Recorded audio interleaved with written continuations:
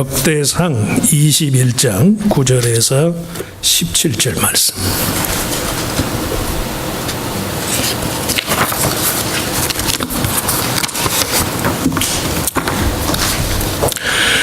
역대상서 21장 9절에서 17절. 자, 우리 한 목소리로 같이 읽습니다.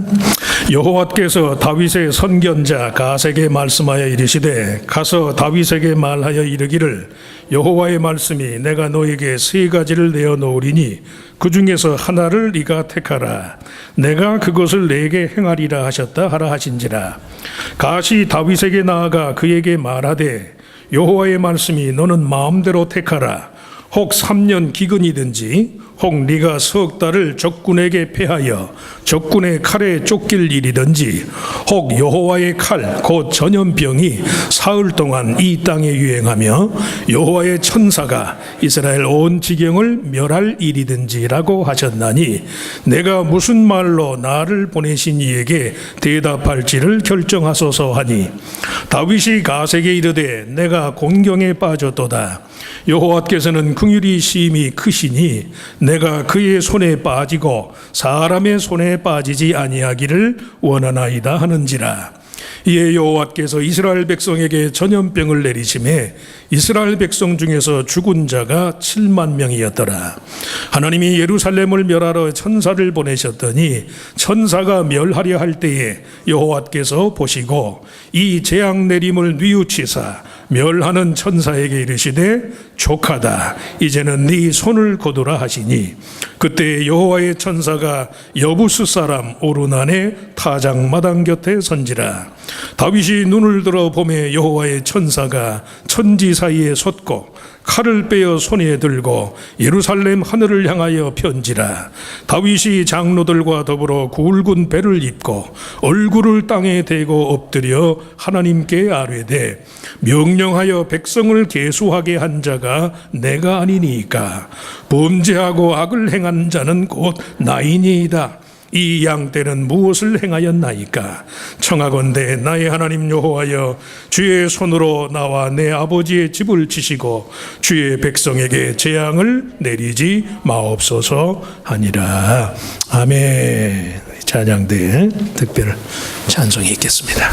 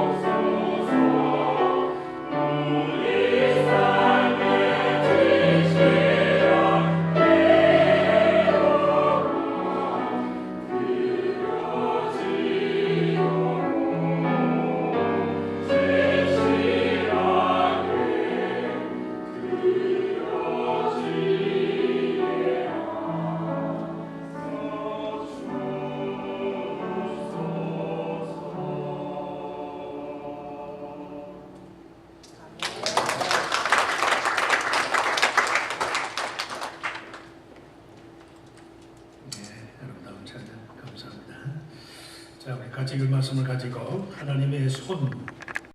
하나님의 손이라는 제목으로 좀 은혜를 나누고자 합니다. 다윗 왕은 하나님께서 금하신 인구조사를 실시한 일로 인해서 하나님으로부터 책망을 받고 또 책망과 함께 그에 상응하는 형벌로 세 가지의 극한 시련 가운데 하나를 선택해야만 됐어요. 이스라엘 땅에 3년간의 기근을 내릴 것이다. 첫 번째 옵션. 두 번째 옵션은 대적에게 네가 석 달간 쫓김을 당할 것이다. 그리고 세 번째 옵션이 아니면 사흘 동안 이스라엘 전역에 전염병이 발생해서 수많은 인명 손상이 있을 것이다. 세 가지가 경중을 따질 수 없을 만큼 심각한 피해를 겪어야만 하는 그런 상황이에요. 다윗은 세 번째 옵션을 택하면서 다만 하나님의 긍휼에 의지하기를 바라는 마음으로 세 번째 옵션을 택하면서 사람의 손이 아니라 내가 하나님의 손에 빠지기를 바란다. 그렇게 말을 해요. 사람의 손이 아니라 하나님의 손에 빠지기를 바란다. 하나님은 긍휼이 크시니 여호와께서는 긍휼이 심히 크시니 내가 그의 손에 빠지고 사람의 손에 빠지지 아니하기를 원하나이다. 그런데 오늘 말씀에 보면 그 온역으로 인해서 죽은 이스라엘 백성의 수가 7만이었다. 7만. 어쩌면 이 세 가지 중에서 가장 참혹한 방식의 것일지도 몰라요. 세 번째가. 그럼에도 다윗은 하나님의 손에 매어 있기를 바란 거예요. 일의 경중만을 논한다면 첫 번째, 두 번째 옵션이 더 나을 수 있어요. 그런데도 다윗은 하나님의 손에 매어 있기를 바란다. 저나 여러분이나 성도가 매사를 하나님 중심의 마음가짐으로 살아가는 것이 당연하지만 때로는 죄로 인해서 극심한 심적인 고통을 겪는 상황에서도 사람의 손이 아니라 하나님의 손에 의한 간섭과 돌보심을 바라는 것이 무엇을 의미할까? 여러분 그런 말씀하지만 인생이 봄날 같을 때 아멘 할렐루야 하긴 쉽다니까. 정말 내 인생에 어둠이 찾아오고 낙심된 일이 있을 때도 저가 정말 하나님을 향해서 아멘 할렐루야 어려워요. 그래. 죄로 인한 극심한 삶의 고통을 겪는 상황에서도 성도가 사람의 손이 아니라 하나님의 손을 기대한다는 것이 무엇을 의미할까?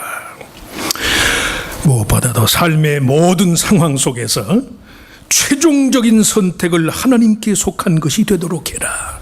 그런 의미일 거예요. 내 삶의 모든 상황 속에서 최종적인 선택은 언제든 하나님의 것을 같다. 하나님께 속한다. 우리가 흔히 종말론적인 선택이다라는 말을 자주 하는데 종말론적이다라는 말은 시간의 끝을 의미하는 게 아니에요. 삶의 의미와 가치의 소중함에 있어서 끝을 의미해요. 삶의 어느 시점에 처해서도 하나님만큼 귀하고 복된 분이 내게 없기 때문에 무엇이든 하나님의 뜻을 하고 여기는 것을 성도가 자기 삶의 최우선순위에 두고 사는 거예요. 그게 종말론적인 선택이고 종말론적인 선택으로서의 믿음이에요. 이미 여러 번 그런 말씀했지만 구약 성경에 기록된 이스라엘의 역사는 그 시점에 따라서 강조점을 달리하는 두 가지 유형의 역사가 있다고 그랬어요. 신명기에서 열왕기 하서에 달하는 신명기사로 불리는 역사가 있어요. 바벨론 포로기 직후 북왕국 이스라엘에 이어서 남왕국 유다까지 패망하고만 근본 이유가 무엇인가? 그걸 밝히고자 한 것이 신명기 역사의 기록 목적이에요. 다윗과 솔로몬을 포함한 이스라엘의 열왕들이 한결같이 타락과 백성의 불신앙으로 해서 초래된 이스라엘의 패망에 관한 후회와 성찰을 위주로 하는 거예요. 다른 하나는 역대기사, 지금 우리가 읽는 역대기 상하서. 바벨론 포로기 이후에 이스라엘의 회복과 회방에 관한 관점으로 쓰여진 역사예요. 열왕들의 타락과 이스라엘 민족의 반역에도 불구하고 하나님은 순전히 하나님 자신의 신실함과 의로우심 때문에 그들의 열조들에게 행한 약속을 기억하셨다. 그래서 역대기 사가의 기록의 맨 마지막이요, 바벨론을 허물어뜨린 페르시아의 고레스 왕이 모든 이스라엘 민족에게 예루살렘으로 돌아가서 성전을 건축하여라, 그 페르시아 왕인 고레스의 칙령으로 역대기사가 끝나요. 이스라엘 역사의 끝에 관한 기록이 바벨론을 함락시킨 페르시아 고레스 왕의 칙령으로 구성되어 있다는 말씀이, 이스라엘의 실패에도 불구하고 하나님의 구원 역사의 끝은 언제든 하나님 자신의 성실함에 있는 것이다. 인간은 넘어져도 하나님은 결코 실패하지 않으신다. 다윗과 솔로몬을 포함한 이스라엘 열왕들의 기록이 그들의 개인적인 잘못보다는 하나님의 큰 뜻의 성취를 위한 봉사자로서의 면면을 강조한다는 말씀입니다. 이스라엘 역사에 관한 기록에 있어서 이 두 가지 상반된 관점이 모두 필요한 이유가 무엇일까?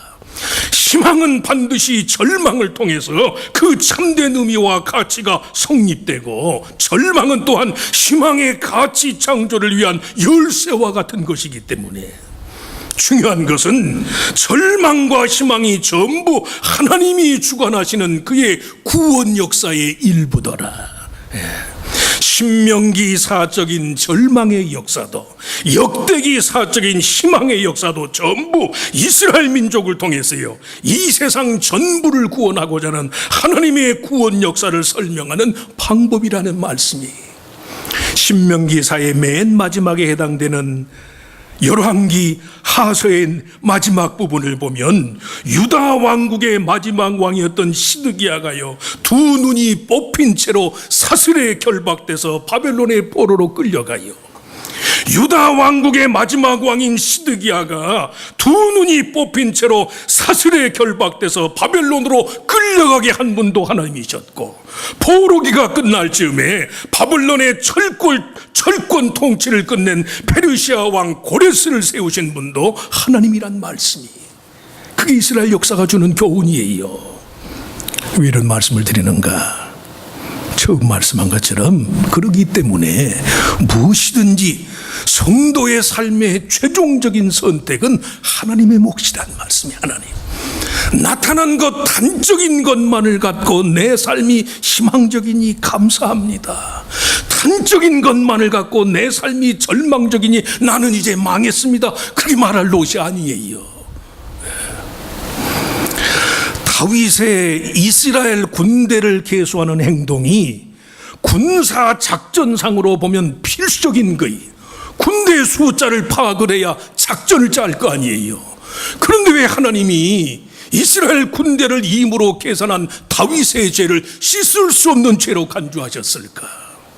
무엇이든 하나님의 백성의 삶의 최종적인 판단, 최종적인 결정은 누구의 것이에요? 하나님의 것이, 하나님의 것.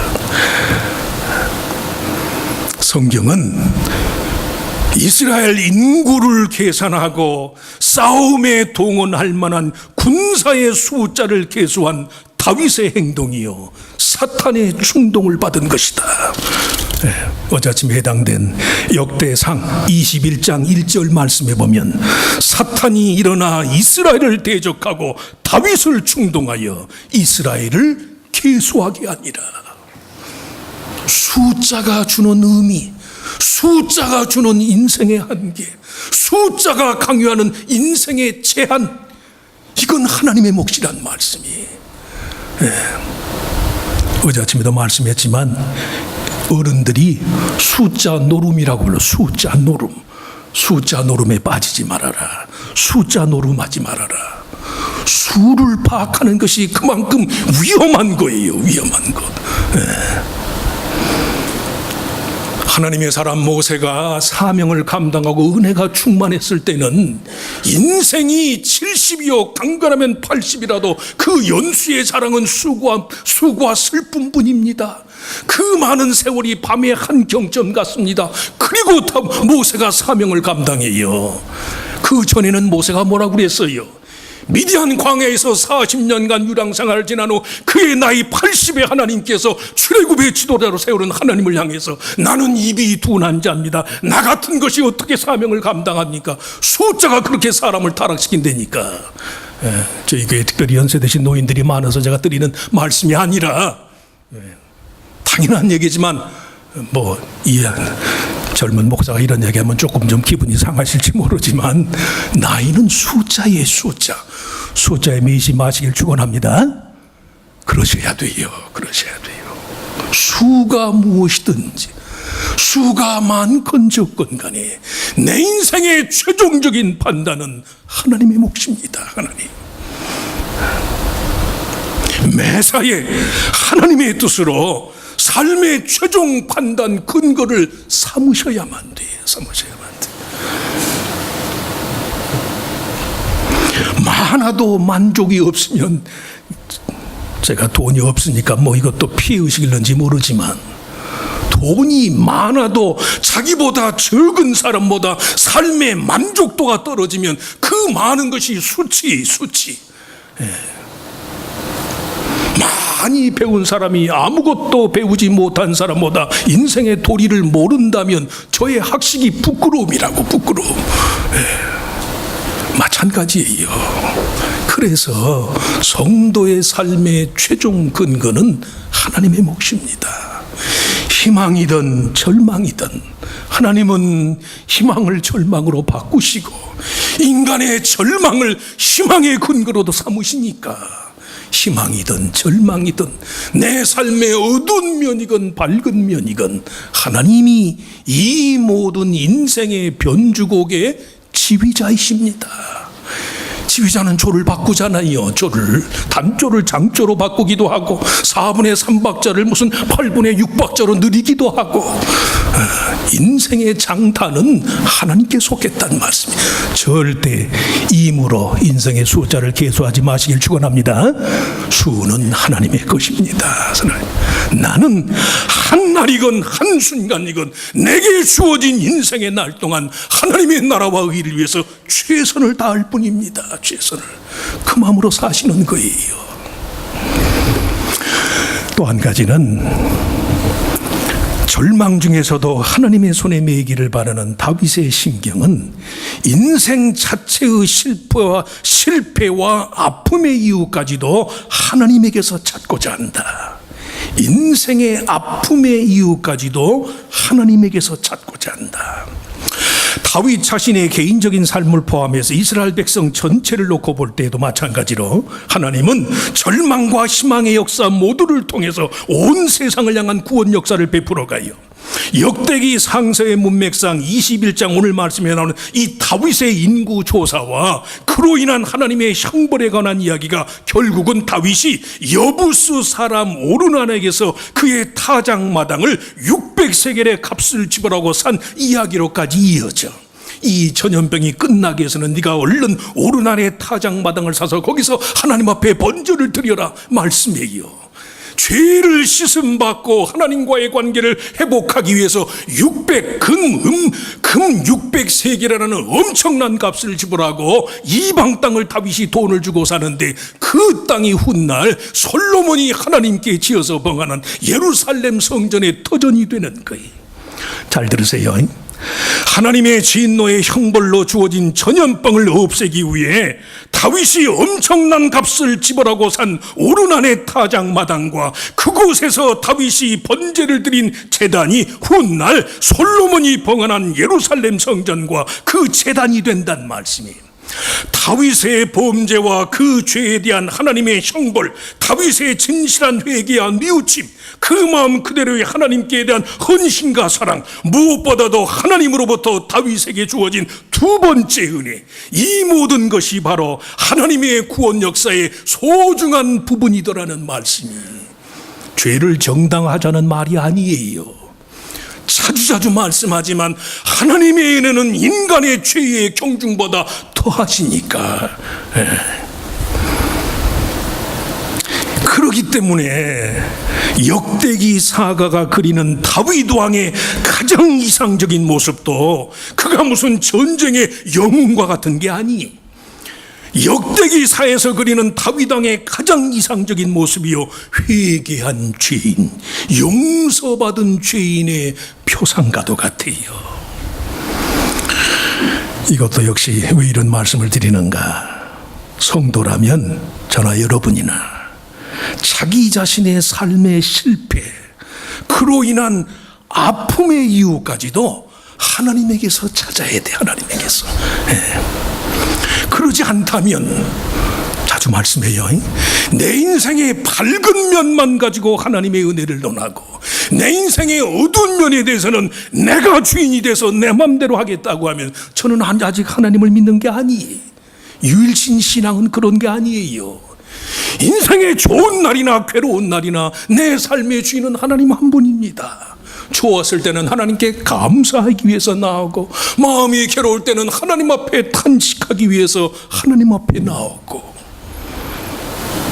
다분히 삶의 즐거움과 보람에 대해서는 하나님께 대한 감사 찬양의 이유를 찾으면서, 개인적인 슬픔이나 피해나 아픈 과거의 기억에 대해서는 자기 나름대로 처리 방식을 고집한다면 그건 하나님의 주권을 침해하는 것이라니까.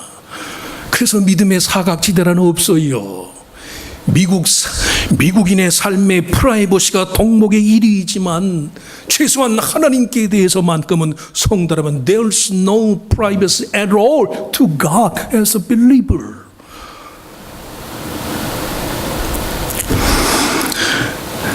언제가도 한번 소개한 적이 있는데, 한국의 그 연세대학교 강남 세브란스 병원의 소아정신과 전문의사인 신의진 교수가 엄마 시리즈로 책을 많이 냈어요. 2002년도에는 아이보다 더 아픈 엄마들, 그런 제목의 책을 썼어요. 2009년에는 나는 아이보다 나를 더 사랑한다. 이게 다 엄마들에 대한 심리학적인 그런 교훈을 담은 책이에요. 마음 아픈 아이들이 있어요. 이 마음 아픈 아이들 뭐 이해하고 들으세요. 마음 아픈 아이들 문제의 80% 이상이 아이보다 더 아픈 마음을 갖고 살아가는 엄마가 문제들이에요. 엄마. 그 병리학으로 분석을 해보니까 애기 엄마가 자기 아이를 볼 때하고 남의 아이들을 볼 때하고 뇌의 구조가 다르대요. 뇌의 구조가. 그럴 정도래. 아픈 엄마의 마음의 질병은 대개 두 가지예요. 끊임없는 불안 증세, 그리고 다른 하나는 어긋난 자기의, 심리학으로 narcissism injury라고 불려요. narcissism injury.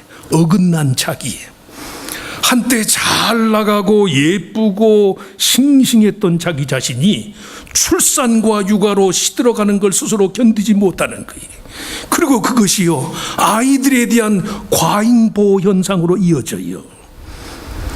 엄마 자신의 문제로 인한 괴로움을 아이가 당하는 거예요. 아이가. 엄마가 치료받고 엄마라는 이름 자체가 한없이 고맙고 영광스러운 것이 될 때라야만 그 아이의 장래가 영광스러워질 수 있다. 그래서 이 신의진 교수가 자기 책에서 여러 번 강조하는 말이, 향수를 뿌리고 방향제를 살포하는 것보다 더 시급한 일이 악취를 제거하는 것이다. 악취. 악취가 나는 데다 향수를 뿌리면 어떻게 되겠어요? 여름에 제가 설교하면서 땀을 많이 흘리니까 좀 지저분한 얘기지만 향수를 뿌리는데 예배 끝나고 그냥 땀이 범벅이 되면 그 냄새가 더 지독해도 차라리 오늘은 오늘 내가 뿌렸나? 향수를 뿌리고 방향제를 살포하는 것보다 더 시급한 일이 악취를 제거하는 거예요. 악취. 하나님, 내 인생에 고마운 것은 고마운 대로 감사합니다. 내 인생에 불안하고 부족한 것은 부족한 대로 감사합니다. 하나님은 내 밝은 날의 주인이실 뿐만이 아니라 내 인생의 어두운 날, 캄캄한 날도 하나님은 여전히 주인이십니다. 비행기를 타고 30분만 대기권 위로 올라가면 거기는 햇빛밖에 없잖아요. 여러분 자주 말씀드려요. 오클라호마에서 밤에 비행기를 타도 한 20분만 공중에 올라가면 환한 때낮이에요. 환한. 내가 내 눈을 가리는 것뿐이지요. 세계의 4대 진미 식품이 뭐냐? 캐비어, 철갑상어의 알인 캐비어, 송로버섯 연인 트리프. 어제 우리 노장로님이 저 뒷마당에서 무슨 버섯을 가져왔는데 먹는 버섯, 독버섯이지 뭐 송로버섯이 그런 데 있을 리 있나. 송로버섯 요리인 트리프, 거위의 간으로 만든 푸아그라, 그리고 다른 하나가 네 번째로 보고 요리래. 보고. 간에 해독작용을 하고 숙취의 원인을 제거하는 메타오닌, 타우린 같은 함황 아미노산의 함량이 굉장히 높아요. 근데 이 보고의 알과 난소, 간, 그리고 혈액 표피에 청산가리의 1,000배에 달하는 치명적인 독소가 있어. 그런데도 한국은 뭐 요새는 좀 덜하지만 일본에 가면 독이 든 보고를 파는 요리점이 있어요. 독이 든 보고. 왜 사람들이 독인 줄 알면서도 독이 들어있는 보고 요리를 먹습니까? 맛이라는 건 전부를 먹는 것이다. 독을 뺀 보고를 먹는 건 보고를 아직 못 먹는 것이다. 그래서 일본 가면 실제로 보고집에서 독이 든 보고 요리를 파는 식당이 있대요. 제가 안 가봐서 모르지만. 보고의 독과 관련해서 인생사의 교훈을 제공하는 정일근 씨가 쓴 사는 맛이라는 시가 있어. 사는 맛. 한번 들어보세요. 당신은 보고를 먹는다고 말하지만 그건 보고가 아니다. 독이 빠진 보고는 무장해제된 생선일 뿐이다.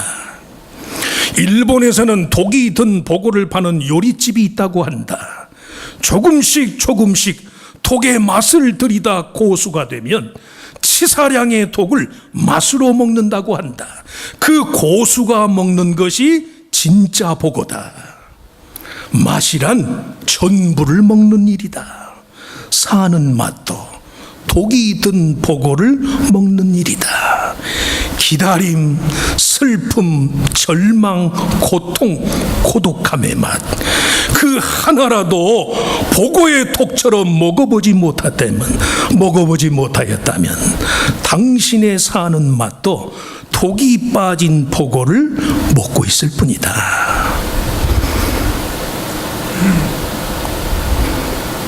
자랑하고 다른 사람 보기에 떳떳하고 사람 앞에 나설 수 있는 여지들이 많으니까 나는 하나님께 복을 받았습니다. 물론 그래야죠.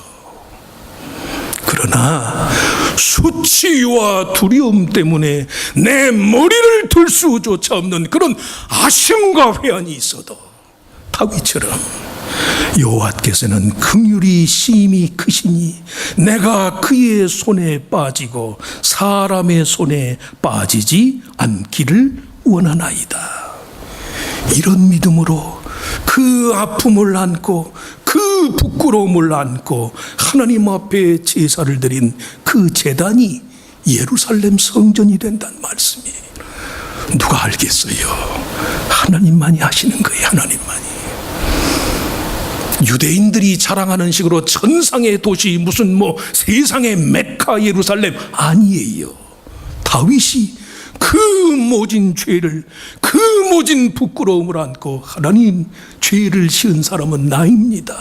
왜 내 백성을 멸하십니까? 차라리 하나님 나와 내 가족을 멸하여 주시옵소서.